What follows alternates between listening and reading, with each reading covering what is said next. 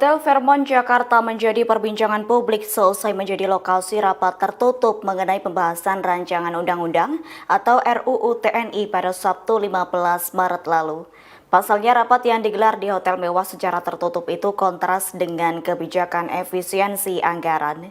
Terkait hal itu, Sekjen Dewan Perwakilan Rakyat atau DPR RI, Indra Iskandar mengungkap alasan pemilihan rapat di hotel berbintang itu. Menurut Indra, pemilihan Hotel Fairmont dilakukan setelah pihak sekretariat menjajaki sejumlah tempat. Dari 5 hingga 6 hotel yang dipertimbangkan, hanya Fairmont yang tersedia dan memenuhi kebutuhan teknis panja revisi UU TNI. Indra juga menyatakan rapat tersebut sesuai tata tertib atau tatib DPR pasal 254, yakni penyelenggaraan rapat dengan urgensi tinggi di luar gedung parlemen atas izin pimpinan DPR. Ia juga menjelaskan Fairmont memiliki kerjasama dengan DPR melalui government rate.